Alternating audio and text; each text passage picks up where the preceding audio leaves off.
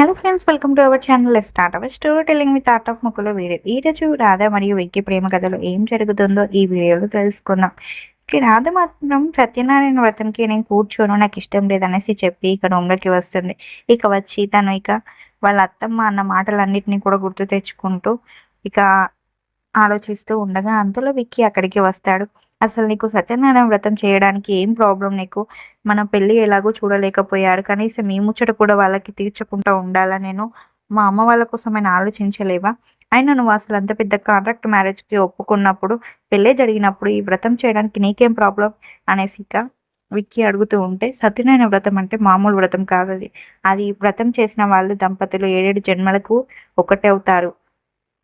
అలాంటి వ్రతాన్ని మనం చేయాల్సిన అవసరం ఏమున్నా చెప్పు? మనం ఏమన్నా నిజమైన దంపతులమ్మ? మనం కాంట్రాక్ట్ మ్యారేజ్ చేసుకొని పెళ్లి చేసుకున్నాం కదా, మరి ఎట్లా అనేసి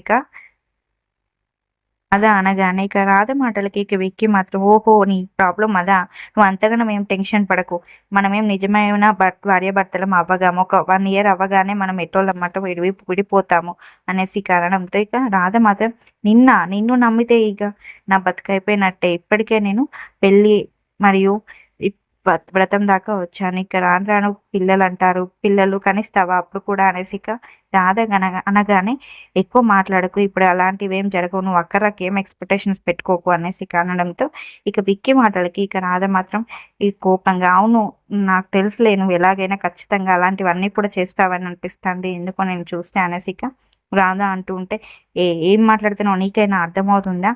ముందు సత్యనారాయణ వ్రతానికి రెడీ అవ్వు, మా అమ్మ కోసమైనా ఈ వ్రతంలో కూర్చోవాలి నువ్వు. ఈ వ్రతంలో నేను కూర్చుంటే నేను ఖచ్చితంగా ఇంట్లో వాళ్ళందరి ముందు గెలుస్తాను. నన్ను గెలిపించాలంటే నువ్వు ఖచ్చితంగా కూర్చోవాల్సిందే. నేను గెలిస్తే నువ్వు కూడా గెలిచినట్టే అనేసి విక్కీ చెప్పి అక్కడి నుంచి వెళ్ళిపోతాడు.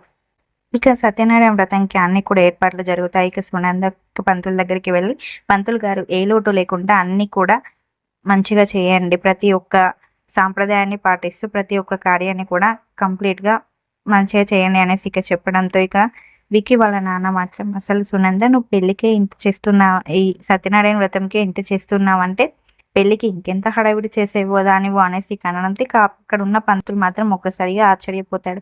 ఏంటి, పెళ్ళి మీరు చూడలేరా, అంటే మీరు పెళ్ళి చేయలేరా అనేసి అనడంతో, అవును చేయలేదు అంటే, అంటే పిల్లలు పెళ్లి చేసుకుంది మీకు తెలియదా అనేసి పంతులు అనగానే, తెలుసు అనేసి మరి తెలిసి ఎందుకు మీరు చూడలేదు అనేసి పంతులు అడగడంతో, ఎందుకు పంతులు గారు మీకు ఇవన్నీ, ముందు మీరు అవన్నీ మర్చిపోండి, ముందు సత్యనారాయణ వ్రతం మంచిగా చేయండి, మీరు అవన్నీ విన్నారనుకో మీకు గుండె పగులుతుంది, ఎందుకు మీకు అవన్నీ, ముందైతే వ్రతం కానివ్వండి అనేసి తికమక్క మాటలు మాట్లాడి అక్కడి నుంచి వెళ్ళిపోతూ ఉంటాడు సునంద మరియు వాళ్ళ భర్త. పంతులు గారు మాత్రం పూజకు కావాల్సిన సామాన్లన్నీ కూడా చూస్తూ ఉంటాడు.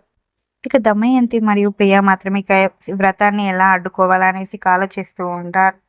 అంతలో ప్రియ మాత్రం దమయంతితో, ఏంటి మమ్మీ వ్రతాన్ని ఎలా ఆపుతావు, అసలు సునంద అత్తయ్యనేమో ఖచ్చితంగా చేసి మీ ముందే చేస్తానని పంతంతో కూర్చుంది, చేస్తాంది, ఆల్రెడీ ఏర్పాట్లన్నీ కూడా జరుగుతున్నాయి, ఎలా ఆపుతావు మమ్మీ అనేసి అనడంతో, ఈ వ్రతం ఆపే బాధ్యత నాది, నువ్వు టెన్షన్ పడకు, ఈ వ్రతం పూర్తయ్యే వరకు ఖచ్చితంగా నేను ఈ వ్రతాన్ని ఆపుతాను అనేసి ప్రియాకి ధైర్యం ఇస్తుంది. పంతులు గారు అన్నీ కూడా సర్ది పెళ్ళికొడుకు ఎక్కడ ఉన్నాడు, పెళ్ళికొడుకు రెడీ అయ్యాడు అనేసి అనడంతో, అంతలో అక్కడ విక్రమ్ ఉండడంతో, పెళ్ళికొడుకు ఎక్కువైంది, పెళ్ళికొడుకు పెళ్ళి ఎప్పుడో అయిపోయింది మాది అనేసి అనడంతో, పెళ్ళికొడుకు అనుకుంటే ఏమంటారబ్బా అనేసి పంతులు అంటూ ఉంటాడు. అంతలో విక్రమ్ మాత్రం, ముందు మీరు చేయాల్సిన వ్రతం చేయండి, ఎందుకు ఇలా అన్ని అవసరమా తెలుసుకోవడం మీకు అనేసి విక్రమ్ అనగానే, అయ్యో అలా అంటావేంటి బాబు, అయినా నీకు ఇష్టం లేనట్టుంది కదా, అయినా నీకు ఇష్టం లేక మీ పెళ్లి కూతురికి కూడా ఇష్టం ఉందా, తనకు కూడా లేదా, అసలు ఈ వ్రతాన్ని మీరు ఇష్టం లేకుండా చేసుకుంటున్నట్టున్నారు కదా అనేసి పంతులు డౌట్ పడి అడుగుతూ ఉంటాడు.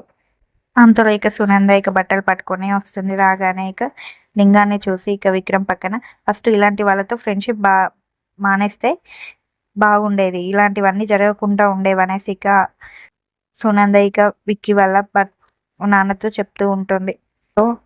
అంతలో లింగం మాత్రం, పంతులు గారు ఇంతకుముందు ఏదో అడిగాడు కదా అనేసి తప్పించుకొని, నువ్వు వెళ్తున్నారా, నువ్వే చూసుకో అని అనేసి అక్కడి నుంచి లింగం తప్పించుకుంటాడు.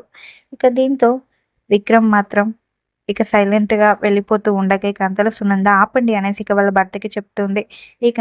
వాళ్ళ భర్త మాత్రం, అరే ఆగురా అమ్మ, ఆగుమంది కదా అనేసి అనడంతో, ఏంటి నాన్న అనేసి విక్కీ వాళ్ళ నాన్నని అంటూ ఉంటే, "కొంచెం మీ అమ్మ చెప్పేదట వినరా?" అనేసి ఇక అనడంతో, "నేను వినను" అనేసి ఇక అక్కడి నుంచి వెళ్ళిపోతూ ఉంటే, ఇక కోపంగా ఇక "అమ్మో! మీ తల్లి కొడుకుల మధ్య నన్నైతే దూర్చకండి" అనేసి ఇక అక్కడి నుంచి ఇక విక్కీ వాళ్ళ నాన్న వెళ్ళిపోతూ ఉంటాడు. ఇక సునంద మాత్రం ఇక విక్కీతో, "నేను మీ పెళ్లి ఎలాగో చూడలేకపోయాను. కనీసం మీ వ్రతమైనా నా చేతుల మీదుగా జరిపించాలనుకుంటున్నాను. ఈ కోడలికి ఈ బట్టలు ఇచ్చేసి కట్టుకొని ఇద్దరు కూడా పూజకి సిద్ధమై కూర్చోండి" అనేసి ఇక చెప్తూ ఉంటుంది. ఇక విక్కీ మాత్రం ఇక వాళ్ళ అమ్మ మాట కోసం అనేసి ఇక వెంటనే బట్టలు తీసుకొని ఇక రాధ దగ్గరికి వెళ్తాడు. రాధ దగ్గరికి వెళ్ళి, "రాధ, నువ్వు గెలిస్తే ఈ సత్యనారాయణ వ్రతం మా అమ్మ చేయాలనుకుంటుంది. మా అమ్మ ఆశని నేను నెరవేర్చాలనుకుంటున్నాను. ఈ ఇంట్లో ఈ వ్రతం చేస్తే నేనే గెలుస్తాను. నేను గెలిస్తే నువ్వు కూడా గెలిచినట్టే. తర్వాత ఏ డిసిషన్ ఏదైనా నీ ఇష్టం" అనేసి ఇక చెప్పి అక్కడి నుంచి విక్కీ మాత్రం బయటికి వచ్చి ఇక కొత్త బట్టలు కట్టుకొని ఇక పూజకి సిద్ధమై కూర్చుంటాడు. ఇక ప్రియా మరియు విక్కీ వాళ్ళ చెల్లె ఇద్దరు కూడా రాధ చీరని మాత్రం ఇక కట్ చేసి ఇక తను ఎలా వ్రతంలో కూర్చుంటుందా అనేసి ఇక వెయిట్ చేస్తూ ఉంటారు. ఇక రాధ మాత్రం ఇక చెరిగిన చీరను చూసి ఒక్కసారిగా ఆశ్చర్యపోతుంది.